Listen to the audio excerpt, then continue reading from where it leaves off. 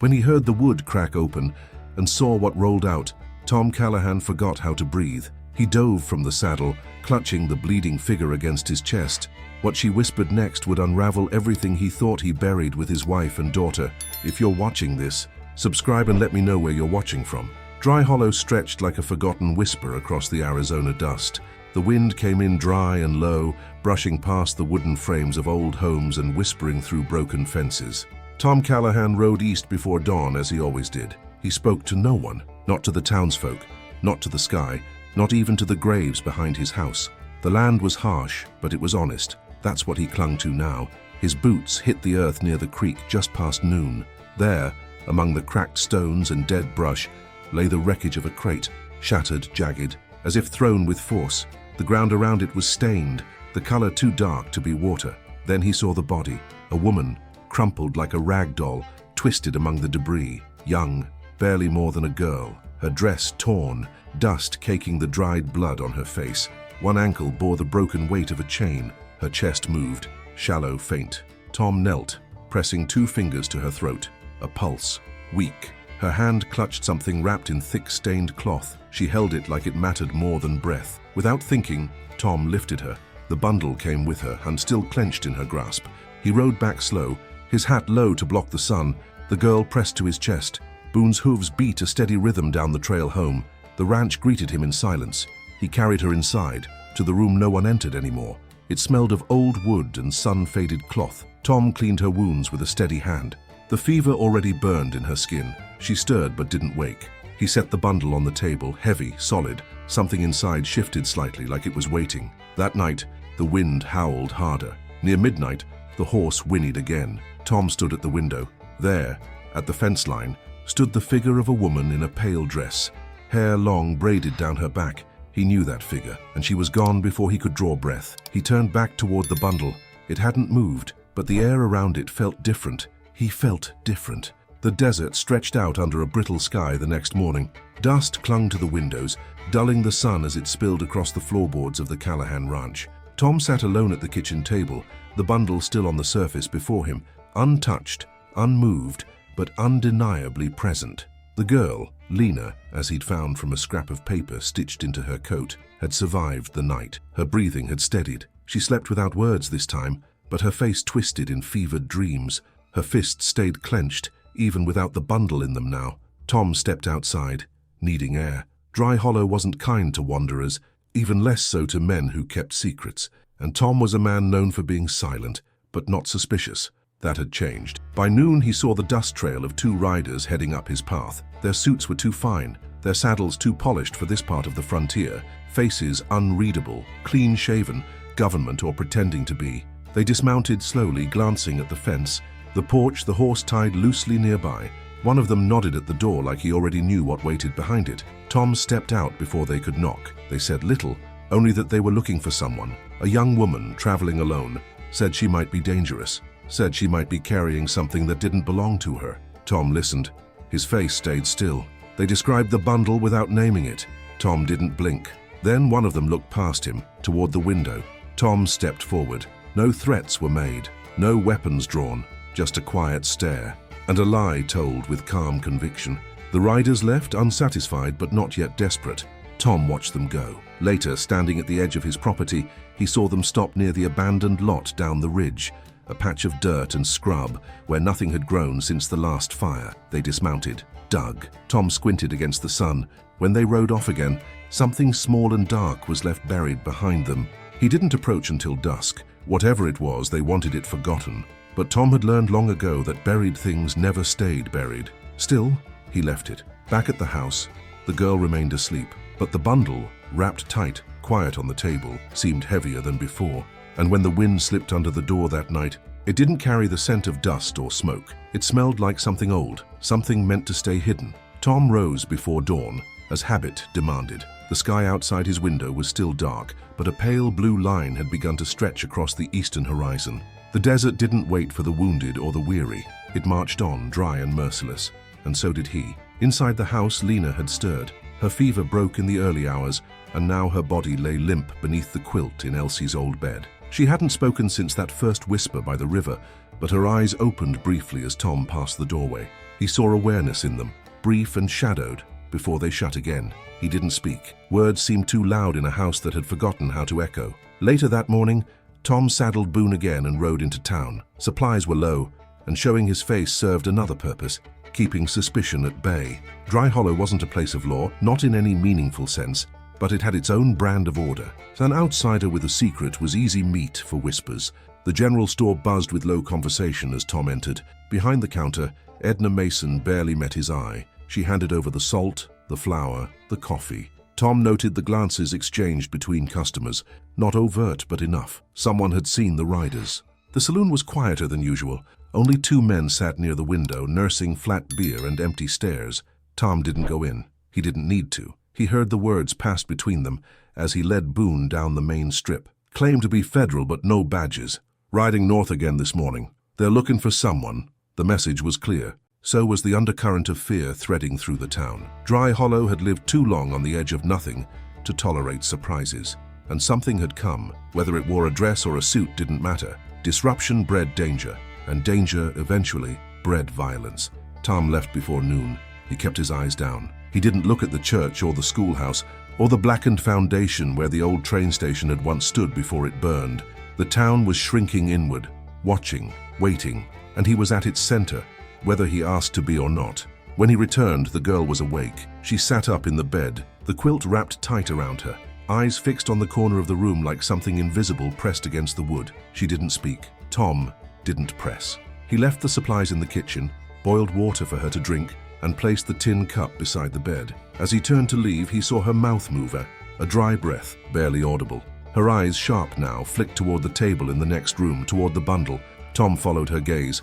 The cloth hadn't shifted, the weight hadn't changed, but something in the air had. He felt it, the way a man feels a coming storm in his bones. That night he sat on the porch long after the sun fell behind the hills. Coyotes howled in the distance, and the wind moved in strange patterns across the dust. Boone stomped in his pen, restless. The stars above seemed dimmer somehow, more distant. Tom closed his eyes, listening. The wind brought something else with it, not sound, a memory. Clara's voice, not spoken, but felt like warmth against the chest, and with it an ache deep enough to make him shudder. Inside, the bundle waited, wrapped tight, untouched, but not, he was beginning to understand, inert. He stood, not yet ready to return to the house, and behind him, in the crack between wind and silence, a whisper rose from the girl's room. A single word, don't. The next day broke with a sky the color of ash, cloudless yet dim, as if the sun itself hesitated to rise over Dry Hollow. Tom worked through his morning chores in silence, his movements slow and methodical. Every nail he hammered, every trough he filled, felt like an echo of the day before. But beneath the surface of routine, the air around him was changing, not just in the ranch, but in his bones. He didn't need to be told something was coming. The desert had a way of whispering its warnings. Animals grew restless. Dust moved in odd spirals. Silence lingered too long between gusts of wind. Tom had spent enough years in the infantry to know when a siege was beginning, even if it came without rifles or war drums. Inside the house, Lena had found enough strength to leave the bed. He found her sitting in the rocking chair near the cold fireplace, her eyes hollow, her fingers wound tight in the edge of her dress. She didn't speak, neither did he. There was a quiet between them now. Not exactly peace, but not fear either. Something more fragile, like a truce drawn between two people, still figuring out if the other was enemy or salvation.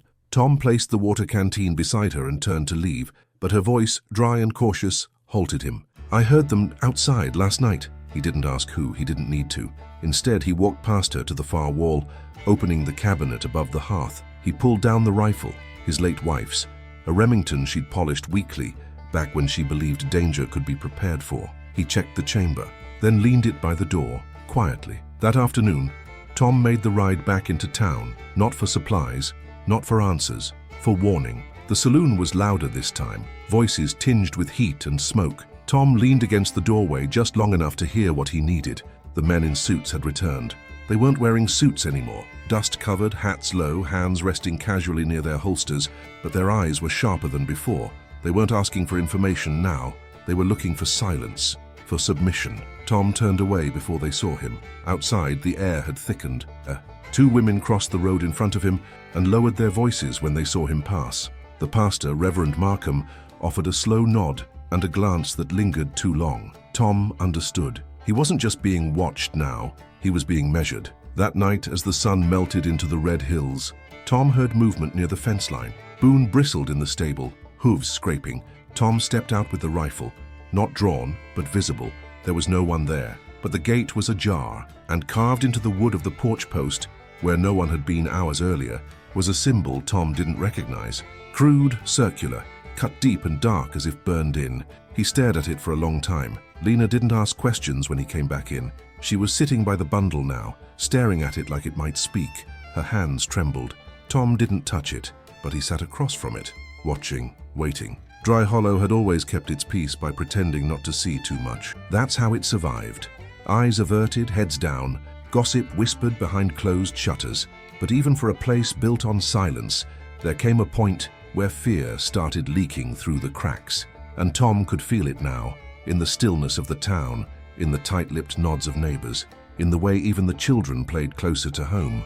Word had spread, not about Lena, not exactly, but about men asking questions, about things buried, about Tom Callahan's porch bearing strange marks. No one spoke it aloud, but something unspoken had entered the soil, and it was blooming fast. Back at the ranch, Lena moved like a shadow. She kept mostly to herself, trailing her fingers along the worn banister of the stairs, peering out through curtains she never opened fully. Tom caught her once in the barn, crouched near the foundation, whispering something low, like prayer or warning. She stopped when she saw him, eyes wide, and returned to the house without a word. That evening, Tom stepped into the saloon for the first time in years. The room quieted before he even crossed the threshold, glasses stilled on lips, cards paused mid-deal. Edna, behind the bar, glanced once and looked away. Tom walked to the counter, ordered a sack of tobacco he didn't need, and left it unopened in his palm. His voice when he spoke was low. 2 men came to my land wearing the law but bringing none. A silence heavier than before answered. One man near the hearth, stocky with a scar along his jaw, shifted in his seat. Tom didn't look at him, but his voice aimed that way. I don't care what they told you, but they're not from the marshal's office, not from the governor. They're not here for justice. Still, no one spoke. Then, from the far end of the room, the school teacher, Miss Clara Hensley, stood up. She wasn't from Dry Hollow, not originally, moved west for cleaner air or maybe to escape something else. She said only this: what they're looking for, now it's not theirs to take. And that was the beginning of the split. Some folks left the saloon that night without finishing their drinks. Others stayed and watched Tom walk out, eyes filled with something between fear and respect. The kind of look a man earns not through charm or wealth, but by standing up when others sit down. But the warning had been given, and the divide was opening. By the time Tom returned home, night had fully fallen. The ranch was quiet, but not calm.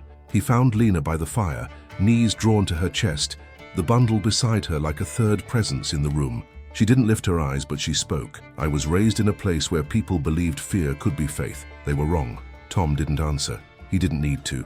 Outside, something brushed the porch steps, a soft scrape, like wood dragging against wood. Tom rose, rifle in hand, and opened the door. Opened. Nothing, only the wind. But on the edge of the property, near the dying mesquite tree, a shadow lingered just long enough to be real. Then it was gone. The fire came in the dead of night. No warning, no sound, but the sudden, suffocating crackle of flames licking dry timber. Tom jolted awake to the scent of smoke thick in the air, and the distant, frantic cries of the livestock. Through the window, the sky was burning orange-red. The barn lit up like a beacon in the darkness. He didn't think, just moved. Out the door in his undershirt and boots, rifle forgotten by the bed, he sprinted toward the flames. The dry wood of the stable caught fast, embers rising like fireflies. Boone kicked against his stall door in a panic. 2 goats bleated madly behind him. The air burned his throat as he pushed inside, eyes stinging, lungs seizing. He worked fast, too fast.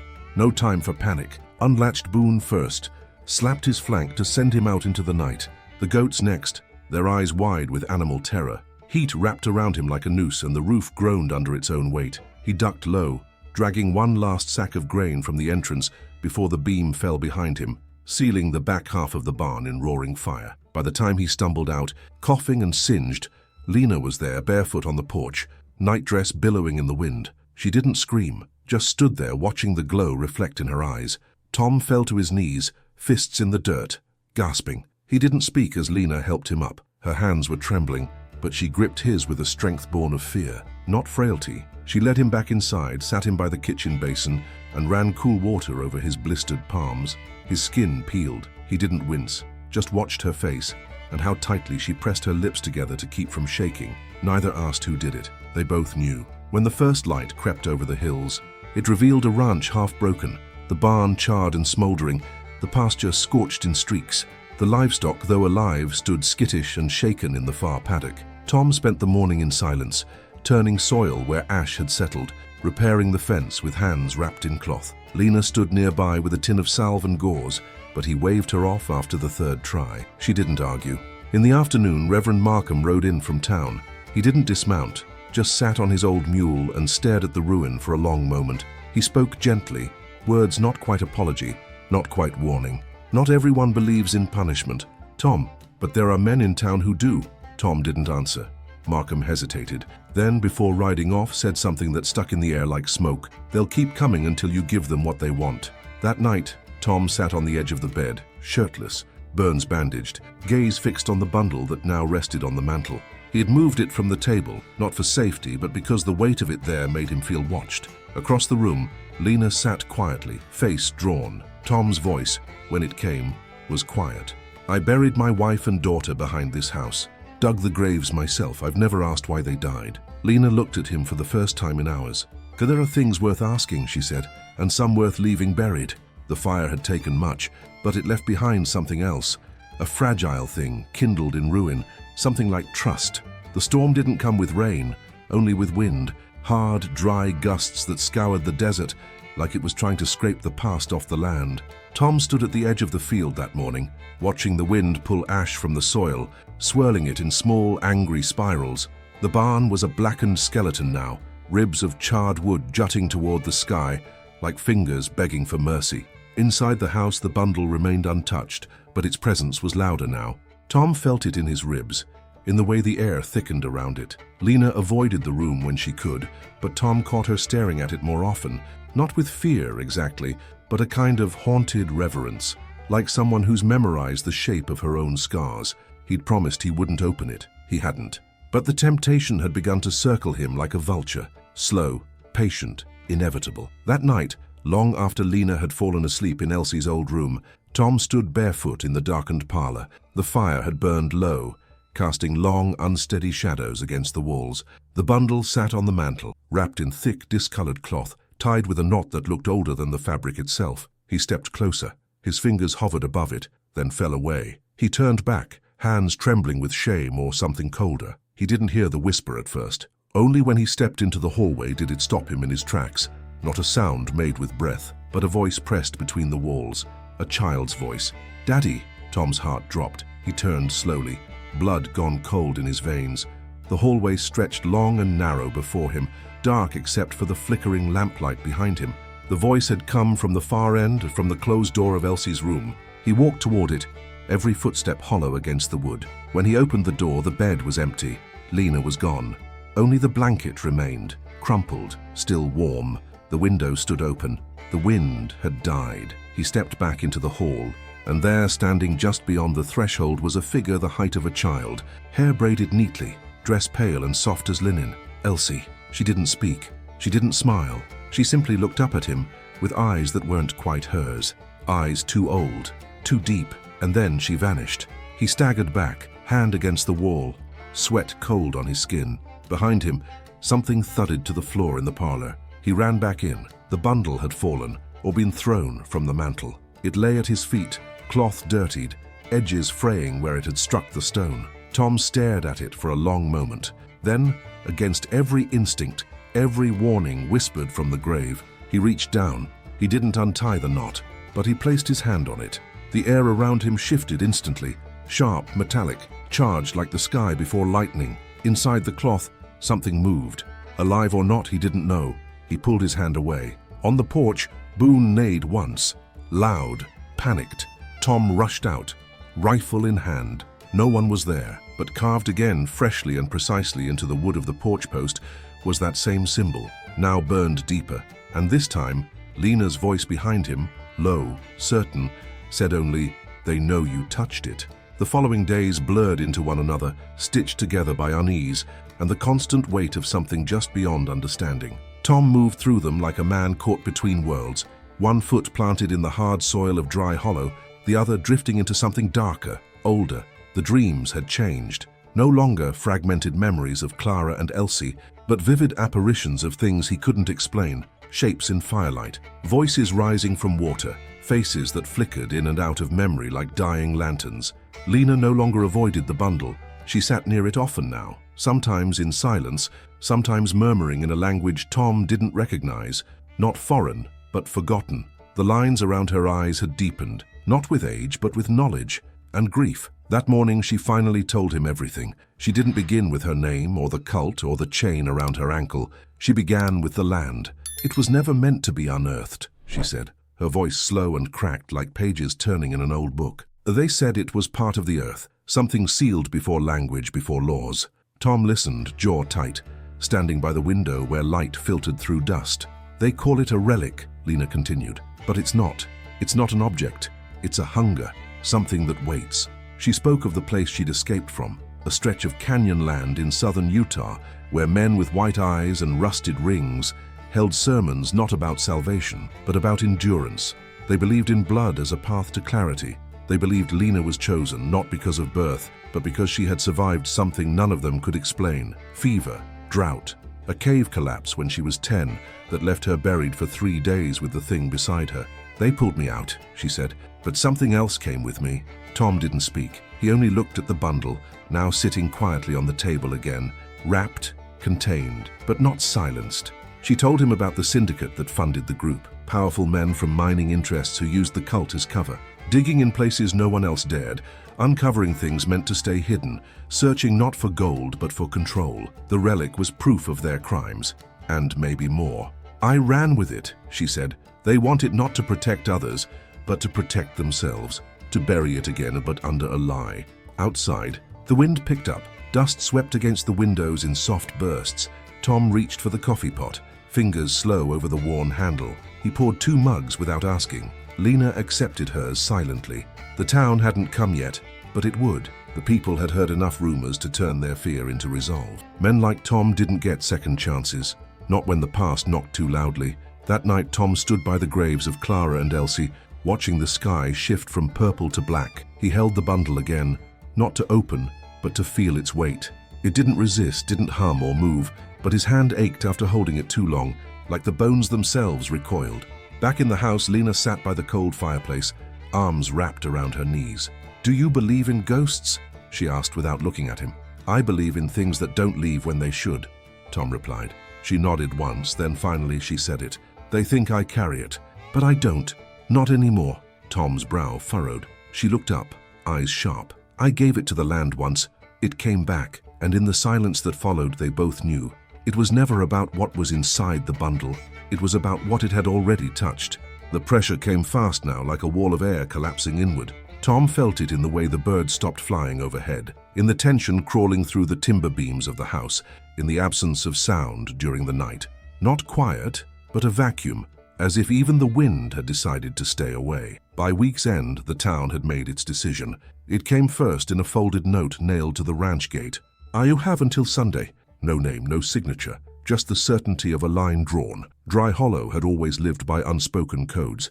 This time, it found a voice. Tom read the message, then pulled it free and burned it in the fireplace without a word. Lena stood by the table, watching the flame consume the last of it. "They'll come," she said, not afraid, just sure. That night, Tom prepared. He didn't board up the windows or pack a bag. Instead, he saddled Boone, filled 2 canteens, and led Lena on foot along the edge of the property line, where the rocks grew red and sharp, and the scrub gave way to bare ridges. They climbed in silence, reaching the ridge where the sun hit first every morning. There, under a low shelf of stone, Tom had dug days earlier. He didn't ask if it was the right place. He set the bundle inside, gently, almost with reverence. Then he covered it again, not buried deep, just enough to conceal. Just. Lena didn't speak, but when she turned away, her shoulders shook once. Not from fear, but from release. They returned before midnight. Tom couldn't sleep, so he sat on the porch with his rifle across his knees and his wife's shawl draped over his shoulders. In the distance, oil lamps flickered at the edge of town, slowly lining the main road. It was subtle but clear they were preparing too. The next day passed without incident, but the silence had shifted. Even the ranch seemed to pause, waiting for something to break. It came with hoofbeats, too many to count, slow and measured. At dusk, a group of men rode up to the ranch gate. Not lawmen, not bandits, just townsfolk. Some he recognized. The blacksmith, the general store's youngest son, a retired cattle hand with a twisted hip. Men who once waved at him, men who once drank beside him. They didn't dismount. Behind them, Reverend Markham stood beside Miss Hensley, their expressions unreadable. Tom stepped out alone. No rifle, no words, just presence. One of the men at the front lifted a hand, not in greeting, but in offering. "We don't want her hurt," he said, "but we can't ignore what she's brought." Tom said nothing. "She brings attention we can't afford, danger we don't understand." More silence. Then from behind him, Lena emerged. She didn't flinch, she didn't hide. She walked forward, stopping beside Tom, her shoulders squared. "What they want," she said loud enough to carry, "is to forget what's already among them." The group didn't move. Then a crack, not thunder, not a shot, but something deeper. From the earth, a tremor, small but certain, rolled beneath their feet. Horses whinnied, men shifted. A sudden gust blew through the ranch, carrying dust and ash and something colder. Tom looked up, and standing beside the grave under the mesquite tree was a girl, barefoot, hair in braids, watching. No one else seemed to see her, only him.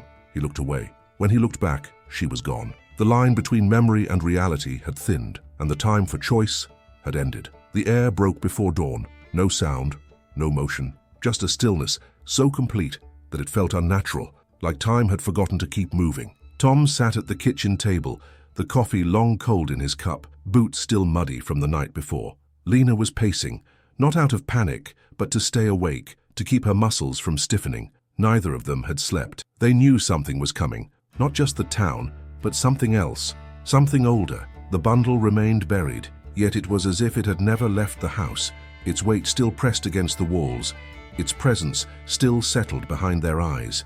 And then, as the first hint of morning bled into the sky, the attack came, not from the townspeople, but from those who had been hunting Lena long before Dry Hollow even knew her name. They didn't come like raiders, they came like ghosts, silent, focused, efficient. Cazadores de recompensa, yes, but not ordinary ones.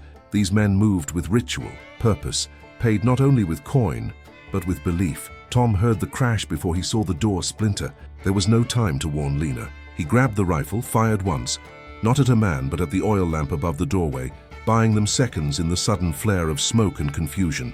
Lena ran, barefoot, toward the back room, not to hide, to protect something, but they were fast, too fast. By the time Tom reached her, they had already torn the kitchen apart. A low grunt, a scuffle, and then silence. She was gone, and the bundle, no longer buried, dragged in, opened, not all the way, just enough. What lay exposed inside wasn't gold, wasn't weapon, wasn't relic. It was a small iron box, etched with patterns that didn't resemble language, symbols that looked like they had been scratched by bone or claw, aged beyond guessing. Next to it, a thin, leather-bound book, a journal. Tom picked it up with shaking hands, dust falling from the pages like ash. It wasn't hers, it was his, but written in a hand he didn't recognize. Page after page, a narrative unfolded, part confession, part prophecy, names he remembered from his childhood, places only his father had spoken of, mentions of the mine outside Dry Hollow, the one the syndicate reopened in secret 2 years ago after claiming it was dry. The journal told of tunnels that twisted down into the earth, beyond where rock should exist, of men who entered and never returned, of prayers not meant for daylight. Tom read until the words blurred. At the end, one line stood alone. It feeds on memory, not flesh, and what it consumes, it never gives back. He heard hoofbeats again, a horse, but not from town. He ran outside, journal still in hand. Lena sat slumped against the fence post, wrists bound, face bloodied but conscious. One of the bounty men stood above her, speaking calmly to another, their language low and rhythmic, not English, not any dialect Tom recognized. He didn't hesitate. He charged, not with rage, but with clarity. The rifle cracked once, not to kill, but to disarm. He tackled the nearest man, fists landing hard and fast, but then a voice, one Tom hadn't heard in years. "Stop, Tom!" He turned, and there stood Sheriff Briggs, a man buried by corruption years ago, now raised by its hand. Behind him, the other men lowered their weapons. Lena raised her head, barely. "They were never after me," she whispered, blood on her lip. "They were after you." Tom looked back toward the house, toward the box still open, and understood. The past he thought he buried had been waiting all along. They tied Tom to the hitching post outside his own barn, the scorched beams behind him still standing like charred witnesses. His wrists were bound tight, but it wasn't pain that kept him silent. It was realization. The trap had never been about Lena. She was the match, but he had been the kindling all along. Sheriff Briggs stood just beyond the circle of torchlight, watching with the same detached stare he'd always had. His badge gleamed faintly, but it was the ring on his finger that drew Tom's eyes. A dull silver band engraved with the same twisted symbol carved into the ranch's porch, a circle that had no end. Lena was forced to her knees nearby, arms pinned behind her. Her breath came in short, uneven pulls. Her eyes never left Tom's. The men surrounding them weren't just bounty hunters, they were believers, not in the law but in whatever lived beneath the surface of this land, beneath the mines, beneath the graves, beneath the silence. Their leader, a tall man with white blonde hair and a voice like polished stone, held the iron box now, uncovered and open to the night. He spoke in a language older than the canyon walls, older than war, older than mercy, and the box responded, not with sound, but with presence.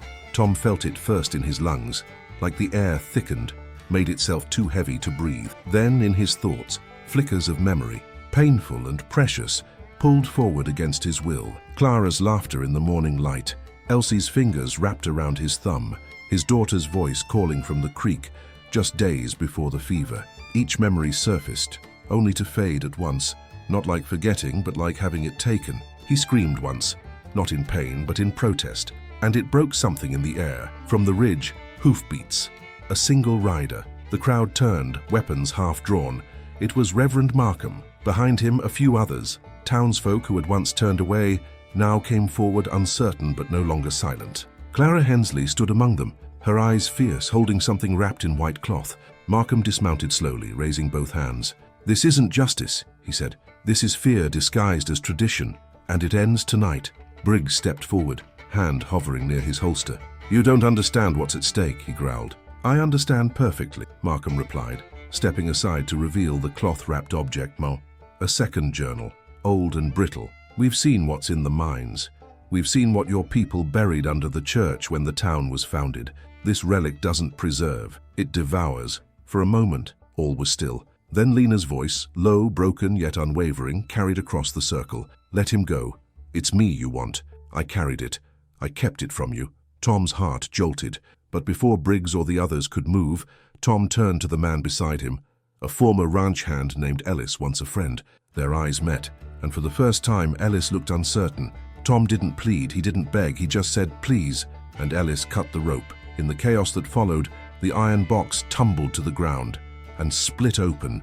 Light didn't pour from it, darkness did. Not blackness, but the absence of meaning. A void that smelled like old graves and unfinished thoughts. Men screamed, some ran, others dropped to their knees, clutching their heads. Briggs fell back, eyes wide with horror, not at the darkness, but at what he saw inside it. Tom didn't look. Instead, he pulled Lena to her feet, arms steady around her.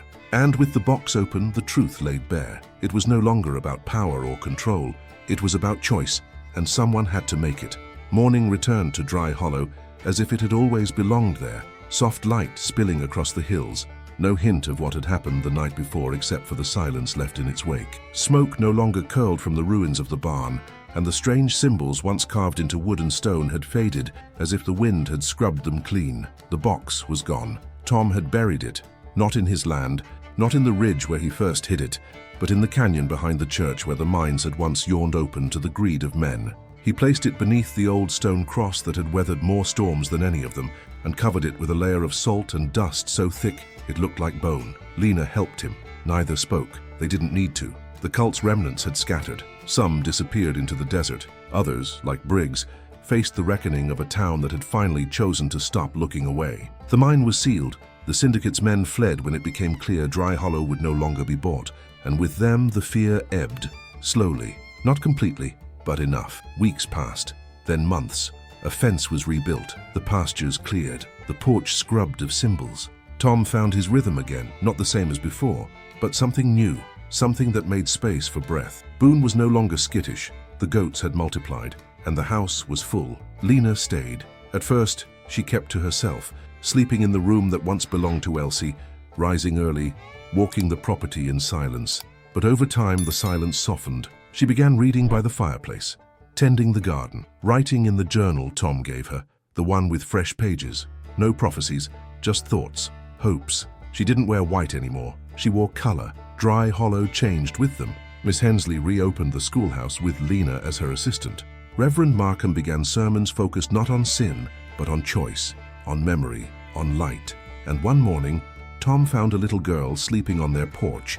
No name, no family, only eyes wide with something too old for her age. They took her in. No questions, no promises, just shelter. Her name became Grace. Tom never opened another box. But on the first spring day of the new year, he walked out to the field behind the house, the one that grew nothing since Clara and Elsie passed, and he dug one last hole. There, beneath a patch of desert wildflowers, he buried the cloth that once wrapped the thing that changed everything. Not the thing itself, just the memory of it. Lena stood beside him. When he finished, he wiped the sweat from his brow and stood quiet a moment longer, staring at the place where the dirt was fresh. Then he said, more to the earth than to her, some things were never meant to be opened. He looked toward the porch,